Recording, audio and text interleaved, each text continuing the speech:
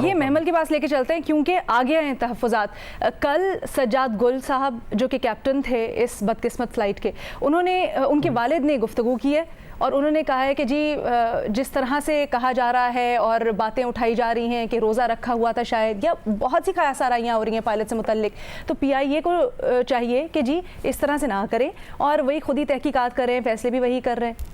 देखिए अलीना, इसमें जहाँ तक पैल्पा के तहफ़्फ़ुज़ात तो उनके कई हद तक काफ़ी चीज़ें उनकी दुरुस्त भी हैं, लेकिन जो चीज़ है कि अगर पैल्पा ये चाहते हैं कि उनका अपना कोई नुमाइंदा आकर बैठे, तो मैं समझती हूँ कि ये दुरुस्त नहीं है ये मुतालबा। उसकी वजह ये है कि वो खुद पैल्पा जो है वो खुद एक पार्टी है इसके अंदर, इस पूरी इन्वेस्टिगेशन के अंदर। जो चीज़ उन्हें करनी चाहिए वो ये है कि जो ये इंटरनेशनल एक फेडरेशन होती है पायलट्स की एसोसिएशन की, फैल्पा, वो यही वो उसको हाँ। लिखें वो एक, यानी कि वो मतलब जी वो पैल्पा के बजाय फैल्पा वाले आकर उनमें से कोई एक बैठे, क्योंकि जाहिर बात है वो एक माहिर नॉमिनेट कर दे। फिर दूसरा नहीं, पैल्पा ने कहा है कि जो इंटरनेशनल ऑर्गेनाइजेशंस हैं वो उनको शामिल करें इसमें ना।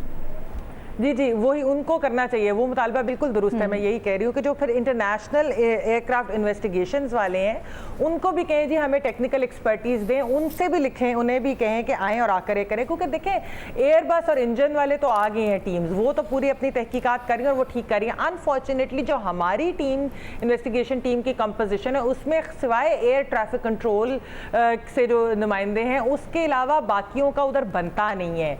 असल में इसके अंदर एविएशन एक्सपर्ट, इसके अंदर पायलट्स को इंटरनेशनल यानी उनका कोई नॉमिनेटेड बंदा होना चाहिए और कोई और होना चाहिए। क्योंकि देखिए ये सिविल एविएशन का मामला है। सिविल एविएशन के मामले में जब करेंगे तो वो अगर इन्वेस्टिगेशन ठीक भी करेंगे तो एक कंपोजिशन के ऊपर भी सवालिया निशान होंगे। दूसरी चीज़ ये है कि मैं आपको ये बताती चलूँ कि पिछली बार जो एक जहाज़ गिरा था उसके अंदर जो उन्होंने इन्वेस्टिगेशन टीम बैठाई थी उनमें से एक शख्स ऐसे थे कि जिनको ये नहीं पता था कि टर्बो प्रोपेलर्स काम कैसे करते हैं। तो जब आपकी वो एक्सपर्टीज़ ही नहीं है, क्योंकि मैंने इस पे काफ़ी एविएशन एक्सपर्ट से बात भी की, काफ़ी लंबी चौड़ी इसको समझने की कोशिश की कि किसी गलती हो सकती है। ऑब्वियसली वो तो भी इन्वेस्टिगेशन पूरी होगी तो सामने आएगी कि क्या क्या चीज़ें, लेकिन ये इन्वेस्टिगेशन टीम की कंपोजिशन ठीक नहीं है। एयरक्राफ्ट कंट्रोलर ATC वाले ज़रूर होने चाहिए, बाकी आप एक इंटरनेशनल पायलट एसोसिएशन से, आप इंटरनेशनल एयरक्राफ्ट इन्वेस्टिगेशन से, और एक आप टेक्निकल के लोगों को यानी कि उसके अंदर शामिल करें, वरना इस पूरी की पूरी इन्वेस्टिगेशन के ऊपर सवालिया निशान भी खड़े हो जाएंगे। क्योंकि हमें नहीं पता